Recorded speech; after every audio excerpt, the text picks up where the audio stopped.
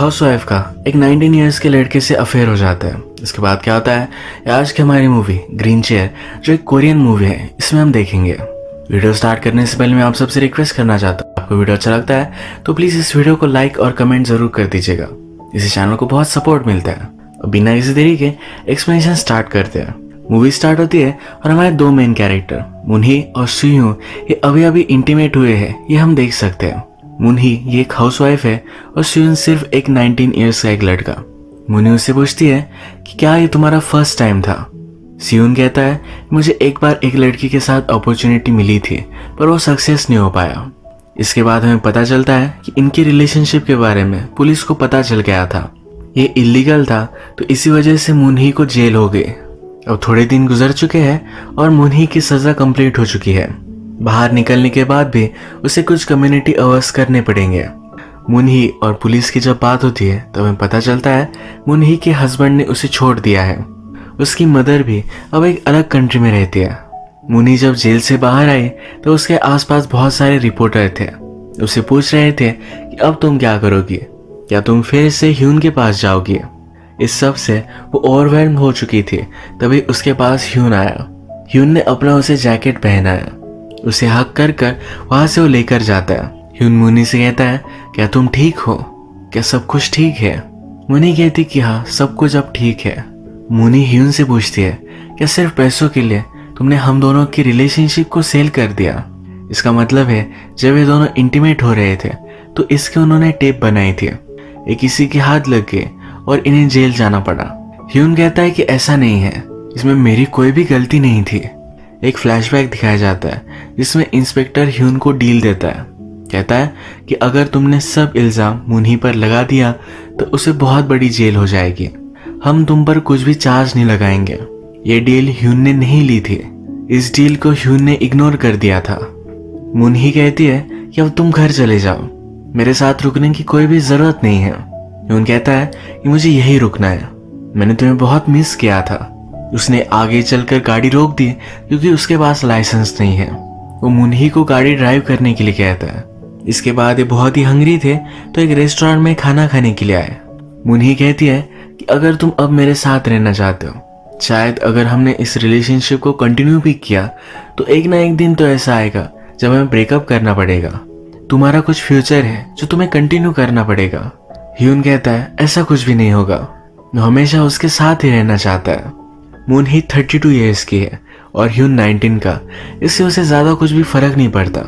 ये दोनों यहाँ नोटिस करते हैं कि एक रिपोर्टर इनका फोटो ले रहा था। ह्यून जाकर उस रिपोर्टर को कन्फ्रंट करता है। कहता है सोसाइटी सेक्स को लेकर बहुत ही हिपोक्रिटिकल है। आप दोनों आपकी रिलेशनशिप को किस तरह से देखते हो ये मैं रिप्रेजेंट करना चाहता हूँ। अगर तुम दोनों चाहो तो हम इसे नॉवेल में भी कन्वर्ट कर सकते हैं। ये दोनों ऐसा कुछ भी नहीं चाहते थे। ये रिपोर्टर उनका पीछा ना करे इसके लिए उसे बांधकर वहां से वो चले जाते हैं। मुनही गाड़ी में ह्यून से कहती है कि हमेशा मैं तुम्हारे बारे में ही सोचती थी, मुझे जेल में टॉर्चर किया जाता था, हम दोनों साथ होंगे ये सोचकर मैं हमेशा वो सहन कर लेती थी। इसके बाद ये दोनों एक मोटेल में आए और वहां इंटीमेट हो गए। इंटीमेट होते वक्त ही मुनही को लगा कि उन्हें कोई टेप कर रहा है। शायद इस रूम में कोई हिडन कैमरा होगा। लास्ट टाइम कैमरे की वजह से सब कुछ ट्रबल हुआ था तो इस वजह से वो डिस्टर्ब्ड है। ह्यून फिर पूरे कमरे को चेक करता है, कैमरा उसे कहीं भी नहीं मिलता। ये जब डिनर करते हैं तो ह्यून बहुत ही मजे से खा रहा था। मुनही कहती है मुझे तुम्हारे लिए कुक करना बहुत ही अच्छा लगेगा। इसके बाद जब ये इंटीमेट होते हैं तो मुनही को ह्यून बहुत ही अजीब सा लगता है। उसे लगता है कि ह्यून बहुत सारी लड़कियों के साथ इंटीमेट हुआ है। वो इस चीज को लेकर उसे कन्फ्रंट करती है। इस पर उनका थोड़ा सा झगड़ा हो गया। मुनही फिर उसकी एक फ्रेंड जिसका नाम है सुजिन इसे कॉल लगाती है। अब वो उसके साथ जाकर ही रहने वाली है। मुनही ह्यून से कहती है कि हमारी जो भी रिलेशनशिप थी ये बहुत ही गलत है। हमने जो भी किया इसे एक सपना समझकर अब तुम भुला दो। हम दोनों का एक साथ कोई भी फ्यूचर नहीं है। ह्यून उसे कहता है कि प्लीज मत जाओ, हम कुछ ना कुछ फिगर आउट कर लेंगे। मुनही उसे फाइनली कहती है कि मुझे अब तुम भुला देना, तुम किसी अच्छी लड़की से मिलोगे, उसे शायद मेरे बारे में बताना भी मत। इसके बाद मुनही अपने फ्रेंड के पास आए। उसकी फ्रेंड का नाम है सुजिन। सुजिन का भी अभी अभी डिवोर्स हुआ है। यहाँ आने पर मुनही ह्यून को मिस कर रही थी। उसे कॉल कर कर पूछती है, क्या तुम सही से पहुंच गए? ह्यून कहता है कि हाँ। ह्यून अभी भी फोन पर उसे मनाने की कोशिश कर रहा है। मुन्ही कहती है कि अगर तुम मुझे जाने नहीं देना चाहते थे तो मुझे रोक लेते, मुझे गाड़ी में बंद कर देते। वो भी अब रिग्रेट कर रही है कि वो ह्यून को छोड़कर चली आई। ये फोन पर उससे बात ही कर रही थी, तभी ह्यून वहां पहुंच गया। ये उसे देखकर बहुत ही खुश है। इसके बाद ये सब मिलकर अच्छा सा डिनर वगैरह करते हैं। जब मुन्ही और सुजिन अकेले थे तो सुजिन मुन्ही से पूछती है ह्यून के साथ होना कैसा है। मुन्ही कहती है कि उसके साथ मुझे बहुत ही अलग लगता है, ये एक्सपीरियंस उसके लिए बहुत ही अच्छा है। मुन्ही को अपनी कम्युनिटी आवर्स कंप्लीट करने हैं तो यहाँ के एक हॉस्पिटल में वो जॉब लेती है। यहाँ पर एल्डरली लोगों की उसे केयर लेनी पड़ेगी। इसमें एक ओल्ड वुमन है जो कंट्रोल में नहीं आती। वो तभी शांत होती है जब उसे एक गाना सुनाया जाता है। मुन्ही अपनी कलीग से कहती है क्यों ना हम ये गाना रिकॉर्ड कर ले, जिससे वो हमेशा ये गाना सुनती रहेगी। कलीग कहती है वो उसे पसंद नहीं है, उसे लाइव गाना सुनना अच्छा लगता है। इसके बाद हम देखते हैं कि ह्यून मुन्ही को घर ले जा रहा है। वो गाड़ी में कहता है कि आज मैंने बहुत सारी चीज़ों के बारे में सोचा है। हम दोनों की रिलेशनशिप में मैं तुम्हें एज ए ह्यूमन प्यार करता हूँ। गलती तो हम दोनों ने की थी और सिर्फ तुम्हें जेल में जाना पड़ा। यह सब उसे बहुत ही गलत लगता है। अब 10 डेज में ह्यून एक लीगल एज का हो जाएगा। इसके बाद मुन्ही और ह्यून एक साथ रह सकते हैं। इन पर कोई भी ऑब्जेक्शन नहीं लेगा। ह्यून को हमेशा एक अनोनिमस नंबर से कॉल आता रहता है। ये कौन कॉल कर रहा है ये उसे पता नहीं है। मुन्ही कहती है कि शायद किसी को तुम पर क्रश है। ह्यून इससे डिस्टर्ब हो गया था तो अपना मोबाइल फेंक देता है। मुन्ही उसे गाड़ी स्टॉप करने के लिए कहती है। जल्दी से जाकर वो मोबाइल वो लेकर आती है। कहती है शायद तुम्हारे मदर फादर का तुम्हें कॉल आएगा, ऐसा तुम कांटेक्ट मत तोड़ो। सुजिन एक स्कल्पचर है। मुन्ही उसे हेल्प कर रही थी तो उससे बात करती है। कहती है कि एक ना एक दिन ह्यून मुझ में इंटरेस्ट खो देगा। इसके बाद वो कैसे जिएगी ये उसे पता नहीं है। सुजिन कहती है ये सब बातों के बारे में मत सोचो, तुम हमेशा एक साथ रहोगे। रात में मुन्ही को सपना आता है ह्यून और उसकी फ्रेंड सुजिन ये दोनों एक दूसरे के साथ इंटीमेट हो गए हैं। इस सपने से बहुत ही डिस्टर्ब हो जाती है। रात में जब ह्यून और मुन्ही इंटीमेट होते हैं तो ह्यून उसे आई लव यू कहता है। इसके बाद मुन्ही उससे कहती है कि जब तुमने मुझे आई लव यू कहा तो मुझे बहुत अच्छा लगना चाहिए था। वो ह्यून के साथ ज्यादा कुछ भी फील नहीं कर पा रहे। ह्यून, सुजिन और मुन्ही एक साथ अच्छे से रह रहे हैं। ह्यून कभी कभी इन दोनों के लिए अच्छा सा लंच भी बनाता है। मुन्ही के हॉस्पिटल में जो ओल्ड लेडी सिर्फ गाना सुनकर एंजॉय करती है, उसे गाना सुनाने के लिए एक दिन ह्यून भी आता है। मुन्ही एक पेशेंट को नहला रही थी तो उस पेशेंट ने मुन्ही पर ही अटैक कर दिया। ह्यून मुन्ही को वहां से बचा लेता है। इस इंसिडेंट से वो डिस्टर्ब हो गई थी तो ह्यून कहता है कि चलो आज हम बाहर डिनर करते हैं। ये जब दोनों पब्लिक में थे तो ह्यून चाहता है कि मुन्ही उसका हाथ पकड़े। मुन्ही फिर अपना आउटफिट चेंज कर लेती है। वो कुछ ऐसे कपड़े पहनती है जिससे वो यंग लगे। डिनर पर ह्यून उसे कहता है जैसी तुम हो वैसे ही मुझे पसंद हो, मेरे सामने इस तरह से तुम यंग बनने की कोशिश मत किया करो। ह्यून कहती है कि जब भी तुम मुझसे बात करते हो तो बहुत ही पोलाइट होते हो, तुम मुझसे एज अ फ्रेंड बात किया करो। मुन्ही को बुरा लगता है इनके बीच में जो भी हुआ इसकी सजा उन्हें भुगतनी पड़ी। उसे लगता है कि उसने ह्यून को सीड्यूस किया था। उसे सॉरी कहती है। ह्यून कहता है कि तुम मुझे कभी भी सॉरी मत बोला करो, तुम्हारे सब सॉरीज को आई लव यू से तुम रिप्लेस कर दो। इसके बाद ये दोनों अपना मूड चेंज करने के लिए एक जगह डांसिंग के लिए आए।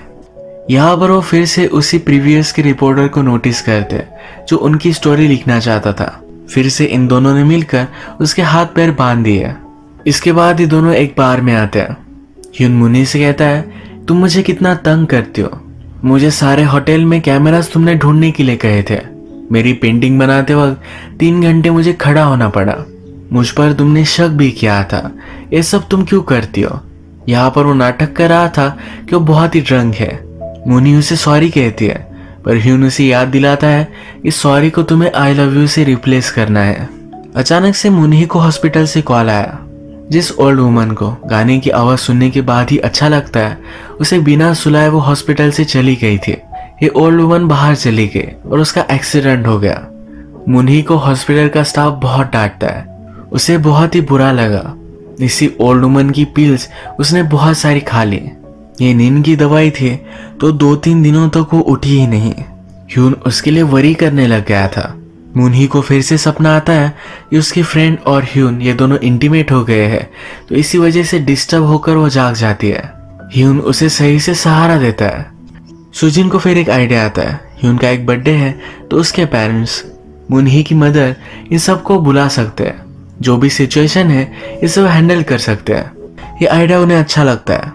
इसके बाद डायरेक्टली हमें बर्थडे दिखाया जाता है। यहाँ पर ह्यून के पेरेंट्स, मुनही की मदर, उसका एक्स हस्बैंड और कुछ लोग हैं। ह्यून को जो लड़की हमेशा कॉल करती रहती थी, मुनही ने उसे भी कन्फ्रंट करने के लिए बुला लिया है। इस पार्टी में भी उसके पीछे ही पड़ गई थी। इस पार्टी में मुनही का एक्स हस्बैंड बहुत ही गुस्सा था। ह्यून मुनही को ये बात बताता है। मुनही कहती है, हम दोनों की रिलेशनशिप हमेशा बहुत ही घटिया थी, उसने मुझ पर चीट किया था। इसके बाद मुनही की मदर बात करती है, कहती है कि मुनही की वजह से लोग मुझ पर भी शक करने लग गए थे, मेरे कैरेक्टर पर सवाल उठाने लग गए थे। मुनही की मदर को लगता है उसने जो भी किया वो बहुत ही गलत है, उसे जेल जाना चाहिए। ह्यून सबसे कहता है कि मैं अच्छा सा स्टडी करूंगा, हार्ड वर्क करूंगा और सब कुछ ठीक कर दूंगा। ह्यून की मदर भी उसे सपोर्ट कर रही है। उसे लगता है कि ह्यून जो भी डिसीजन लेगा वो सही ही लेगा, क्योंकि आजकल ह्यून बहुत ही खुश है। ह्यून के फादर को ये सब चीजें गलत लगती है। उन्हें लगता है ह्यून को अपनी स्टडीज में फोकस करना चाहिए। ये सब चीजें बहुत ही गलत है। जो लड़की ह्यून को लाइक करती है, उसे लगता है कि मुनही ने ह्यून को फंसाया था। वो ह्यून से डायरेक्टली बात करती है, कहती है तुम्हारी जो भी नीड है वो मैं कंप्लीट कर सकती हूँ। इसके बाद इस पार्टी से शांति पाने के लिए ह्यून और मुनही बाहर आ गए। इनके पास मुनही का हस्बैंड भी आता है। वो मुनही पर बहुत ही ज्यादा गुस्सा है। वो ह्यून से कहता है तुम्हें हमेशा इसके साथ बहुत ही केयरफुल रहना पड़ेगा, तुम इस पर ट्रस्ट नहीं कर सकते।